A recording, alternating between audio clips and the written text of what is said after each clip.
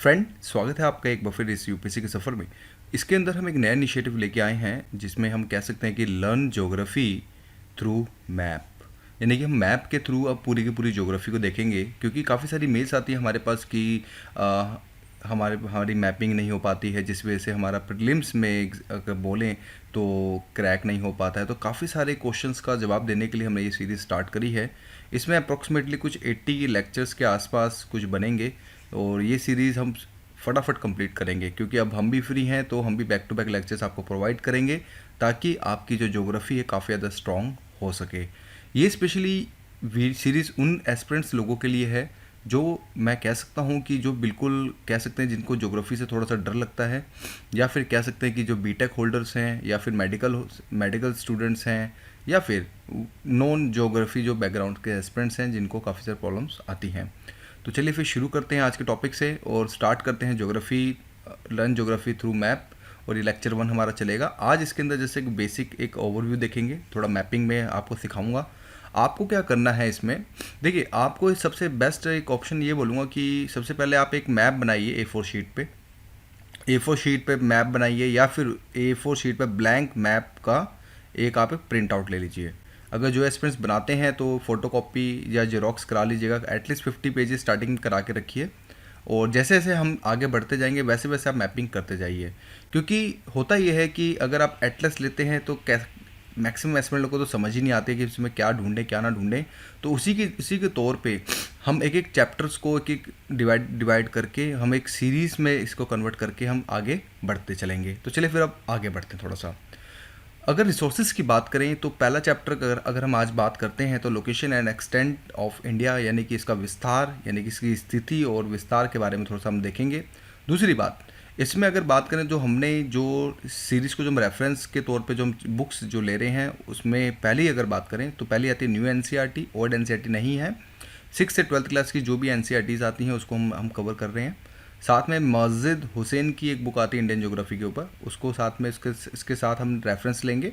और the third most important government official website जिसको हम IMD, ये आपने देखा होगा, Indian meteorological department, ministry of earth science के अंदर बेसिकली ये आता है। तो ये साइट जो है इंग्लिश साथ में हिंदी दोनों मीडियम्स में उपलब्ध होती है।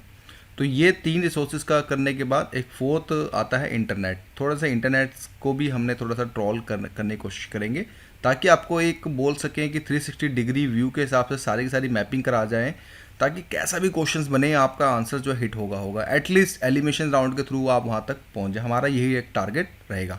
तो चलिए फिर अब आगे बढ़ते हैं फटाफट और स्टार्ट करते हैं। पहले एक चीज़ देख समझते हैं कि देखिए 6th क्लास के एनसीईआरटी में ही कुछ चीज़ें गिवन है अगर बात करें तो, जिसके अंदर बात आती है इंडियन सब कॉन्टिनेंट। देखिए इसके अंदर ये कुछ बात करें तो ये कुछ 6 कंट्रीज़ हमें देखने को मिलती है। जब भी वर्ड आ जाए इंडियन सब कॉन्टिनेंट तो इसका मतलब यहाँ पे ये होता है कि भारतीय उप महाद्वीप जिसको हम हिंदी में कहते हैं। तो जब उप महाद्वीप अगर आ जाता है तो उसके अंदर 6 कंट्रीज़ होती हैं। पहला यानी कि हमारा India, second Pakistan, third Bangladesh, fourth Nepal, Bhutan और श्रीलंका। अगर इनकी मैपिंग्स करें, मैं मैपिंग्स उन्हीं के लिए करा रहा हूँ जो बिल्कुल बेसिक्स से करना चाहते हैं, तो हम बेसिक्स को फटाफट यहाँ पे देखने की कोशिश करते हैं। देखिए इंडिया तो यहाँ पे ये है ही, साथ में ये रहा आपका पाकिस्तान, ये रहा आपका पाकिस्तान। यहाँ पे अगर बात करें तो ये आपका कुछ पोर्शन आपका हो गया नेपाल का, यहाँ पे हो गया भूटान,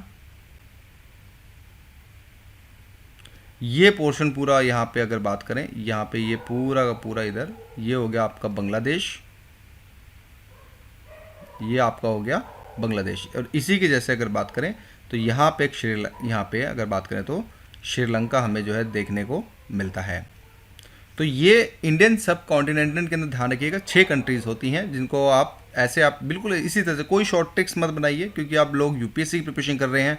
तो आप मैपिंग पे आप अपने हिसाब से खुद आप जब करेंगे, यानी कि पाकिस्तान, इंडिया, नेपाल, भूटान, बांग्लादेश और श्रीलंका, तो आप ऐसे करेंगे तो आपको बहुत जल्दी ये चीज़ें जो होंगी ऐसे जो होंगी याद होंगी।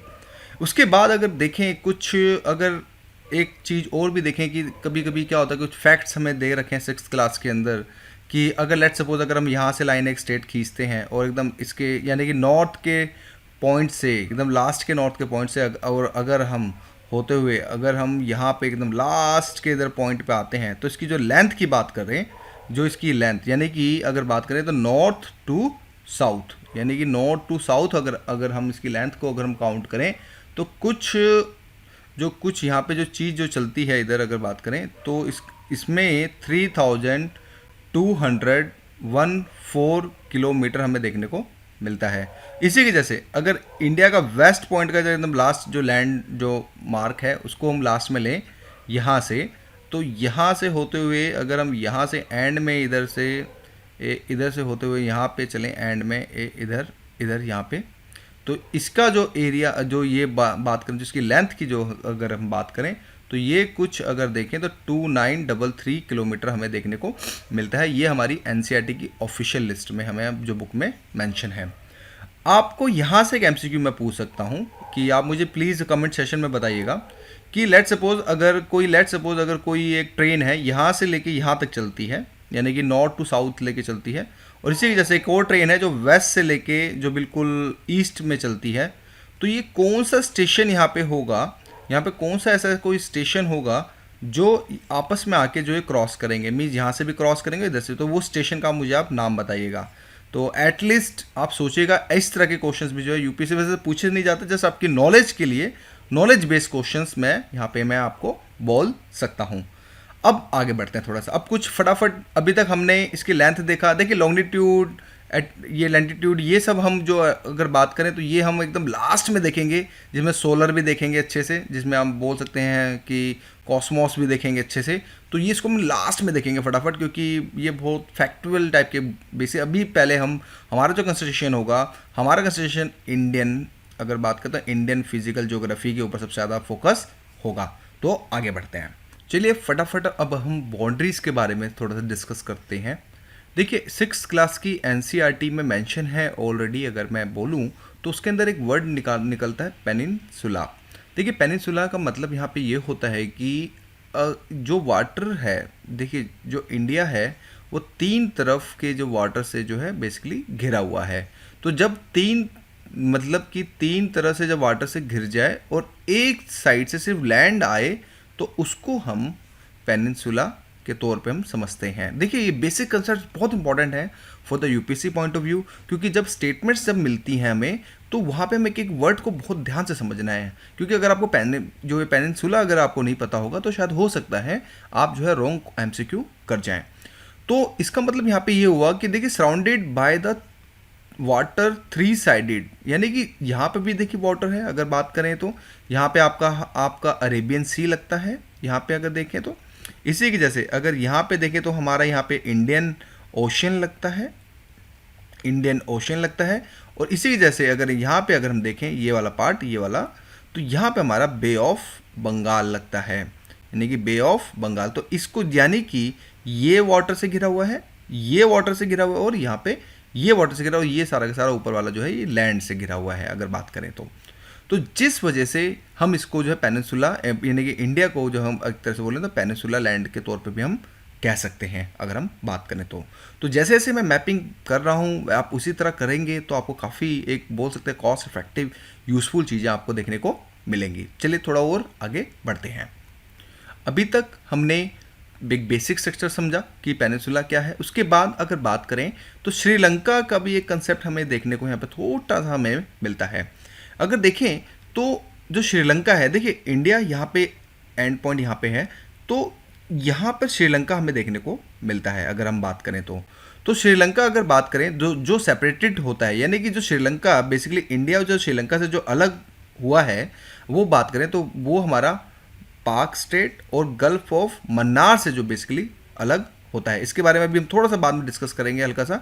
और दूसरी बात, इंडिया की जो कोस्टल अगर हम लाइन है, यानी कि कोस्टल लेंथ की अगर हम बात करें, यानी कि यहाँ से अगर हम स्टार्ट करें इधर से, तो ये पूरा का पूरा अगर एरिया अगर हम काउंट करें यहाँ से अगर हम, तो ध्यान रखिएगा इसमें हमारा 7516.6 यानी कि 7516.6 किलोमीटर हमें देखने को मिलता है। इसी वजह से लैंड फ्रंटियर अगर हम देखें इसकी लेंथ को अगर हम काउंट करें तो हमारा कुछ 15,200 यानी कि 15,200, यानी कि यहाँ से अगर हम पूरा का पूरा यहाँ से ये लैंड हमारा देखें ये पूरा का पूरा ये वाला पूरा पोर्शन, ये पूरा का पूरा ये चीज़ यहाँ तक।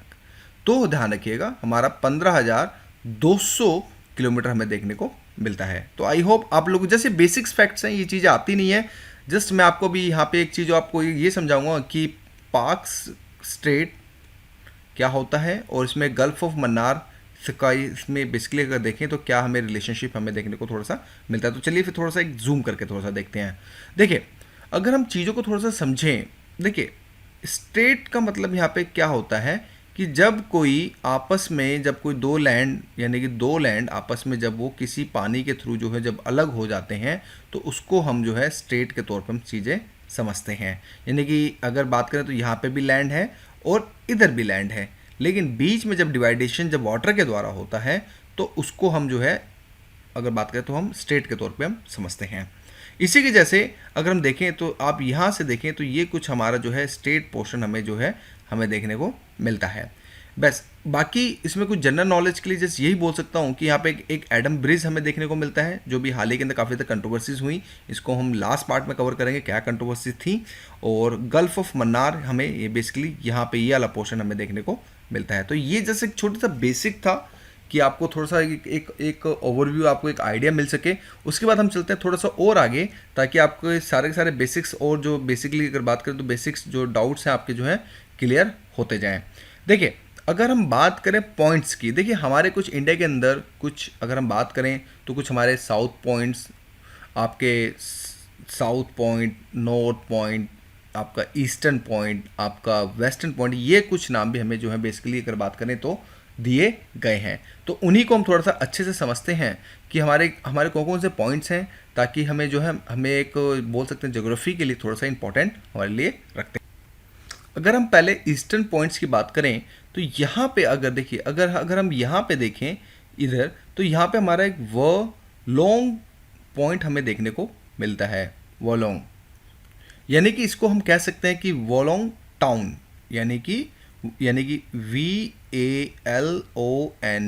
वोलोंग टाउन, जो बेसिकली अगर बात करें तो ये हमारा अरुणाचल प्रदेश में हमें देखने को मिलता है, अरुणाचल प्रदेश के अंदर। इसी की जैसे हमारा एक वेस्ट पॉइंट हमें देखने को मिलता है जिसका नाम है हीर क्रिक, यानी कि इसको अगर हम बात करें तो यहाँ पे हमें जो हमारा वेस्टर्न पॉइंट है वो हमारा राज हीर क्रिक, यानी कि राज RAG राज हीर क्रिक, ये हमारा अगर बात करें तो वेस्टर्न पॉइंट, यानी कि इसके बाद फिर भारतीय सीमा नहीं लगती। इसी के जैसे इसके बाद जो भारतीय सीमा नहीं लगती, फिर एक हमारा जो सबसे ऊपर हमारा एक पॉइंट हमें देखने को मिलता है, जो हम अगर बात करें तो ये वाला पॉइंट, तो इसका नाम भी हम समझ लेते हैं। इसका नाम है बेसिकली अगर बात करें तो इंदिरा कोल, इंदिरा कोल। इसको हम जो बात करें तो उसको हम नॉर्थ पॉइंट के तौर पे समझते हैं।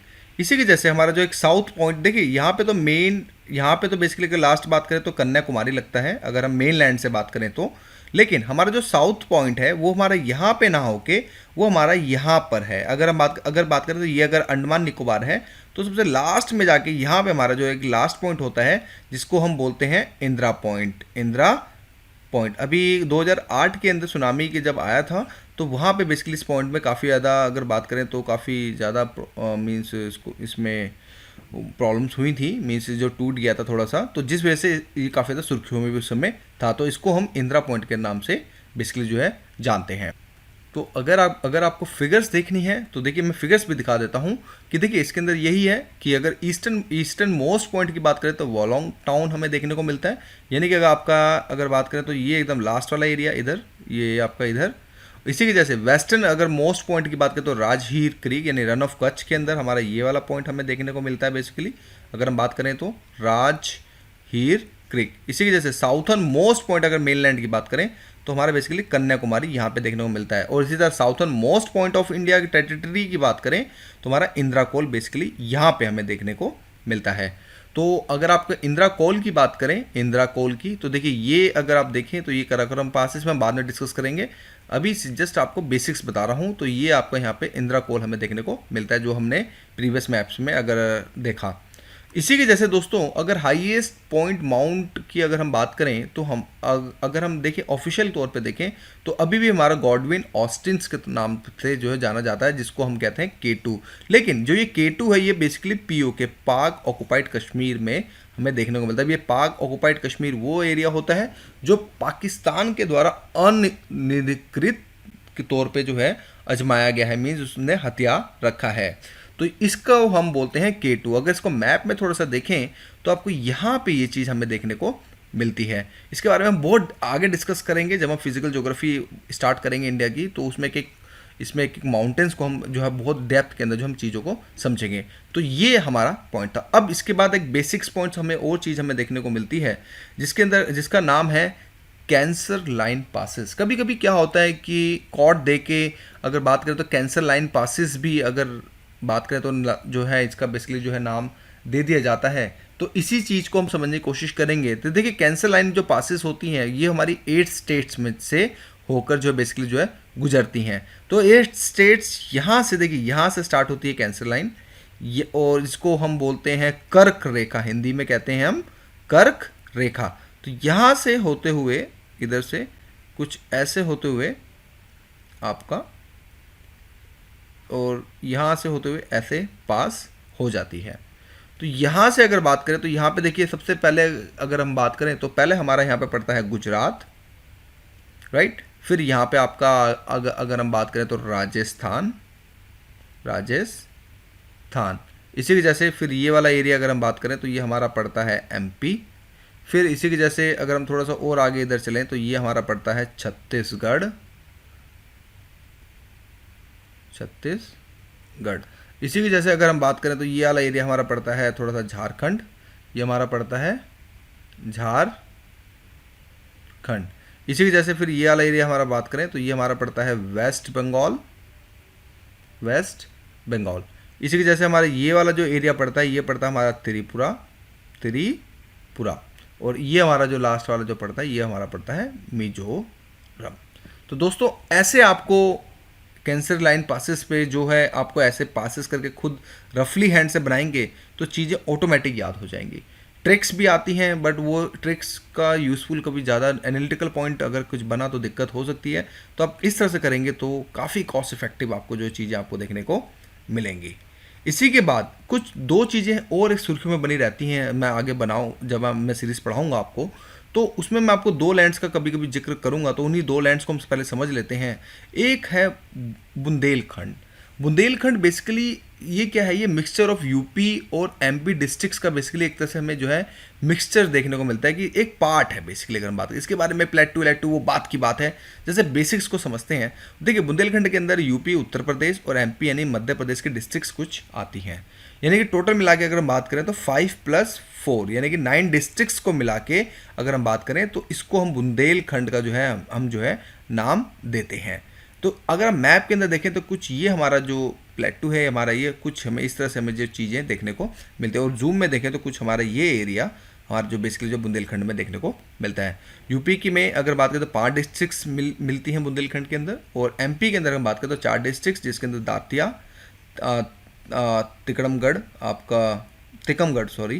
और छतरपुर और साथ में पन्ना। तो ये 4 डिस्ट्रिक्ट्स हमें जो बेसिकली देखने को मिलती हैं। यानी कि MP के अंदर 4 डिस्ट्रिक्ट्स और यूपी के अंदर अगर बात करें तो 5 डिस्ट्रिक्ट्स। तो टोटल मिला के 9 डिस्ट्रिक्ट्स हमें देखने को मिलती हैं।